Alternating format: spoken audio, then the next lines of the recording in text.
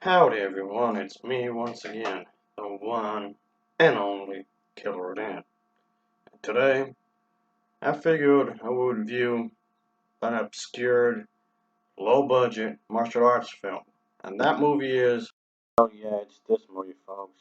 So, just so you know, this is the English dubbed version that I'm talking about, since the unedited versions are hard to find, unfortunately, but oh well, I guess I'll do what I can.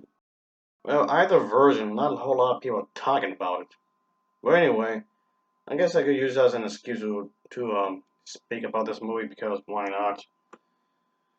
I like kung fu movies. I really do. I did review quite a few of them, folks, and before, so why not another? I still got quite a bit more to review, folks. Oh, yep. Here's my damn to-do list.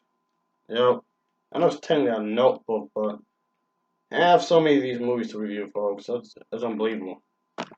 Well, anyway, as usual, I do have to top the plot, so let's just get into it, shall we? So, here we go, guys. For this movie, folks, let's just say that there is this nightclub that's actually poisoning this certain village with this some kind of morphine and whatnot, making addicts of the locals. However, there was this one doctor here whom offers free treatment. There's one Asian woman here, folks, that's a part of the story, some sort of way, I guess. And yeah, she's quite the looker, I guess. Hello, nurse. So yeah, there's the doctor, like we're saying, about trying to do some sort of treatments, but of course, the group of people, well, of course, trying to put a stop to it by spreading lies and rumors and whatnot. Because I guess we have to have a conflict in this movie, I guess. Because as I mentioned before, if there's no conflict, then there's no drama. If there's no drama, then there's no story. And if there's no story, then there's no reason for me to care, like, at all. So yeah, there's gonna be a bit of a conflict here, folks. So anyway, the doctor's young assistant seeks, uh, wants to seek revenge of some sort on the man whom is his employer, guardian, and fortune father-in-law. So yeah, he wants to help him out, of course.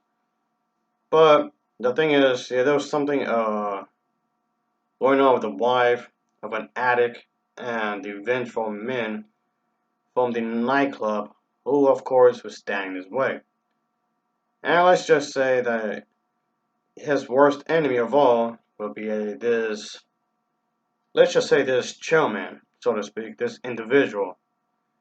I guess he's a type of person with the fingers of death. So, yeah, folks, I can say this is a pretty straightforward movie, of course. And yeah, the idea of the story is fairly basic, it's fairly simple, but that in itself isn't necessarily a bad thing, folks, at all. So, of course, it's really cheaply made. It's not a whole budget attached to this, folks, just so you know. To let you guys know, folks, this film was released into DVD more than once, which does mean that the quality of this may change depending where you get it and depending on the quality of the disc itself, because the DVD picture quality and sound quality may vary. Not necessarily for the better, but just thought I'd let you guys know. So yeah. But just so you know, folks, the version I'm talking about came from this packet. The classic 200 features caught cinema collection, driving. Yep, from this one, folks. Which I am pretty grateful to actually own. I mean, it did cost me a pretty penny, but that's okay. Because it does give me quite a bit to watch. And I still have a lot of these to watch, folks. And yes, obviously, it's gonna be quite some time before I would actually watch all of these. So, yeah. I don't mind it though. It gives me some do though. So that can be definitely a positive thing there. I do like the red color on here though. It does help it to stand out, so that's cool. Definitely have a lot of interesting stuff to look at. Of course, not a bad thing. I really like to speak about old stuff that hardly anyone would talk about anyway. So yeah, I am not disappointed by owning this big thing. Oh boy. That's fine though. Okay, put this big bad boy over here. Oi, there you go. So yeah, that's where I found this film. So the movie was entertaining. Like I was saying, it's pretty straightforward, which does not have to be a bad thing, obviously. I can't say that the bits of music were quite solid. They, the fight sequences were well executed. They were really nice. I like the fight scenes, of course. Everything had a nice flow to it, of course. Obviously, I would like to own the original copy, of course, one of these days. If you can find it at all, that is. So, anyway, I do recommend this film, folks, especially if you're a fanatic, like I am, for Kung Fu. Yep. I do like these movies. I really do enjoy martial art films. I should review them more often. I really should. And yeah, it's not often, folks. It's not very often I will review these kung fu movies, which is a shame because, like I said, I enjoy this kind of stuff.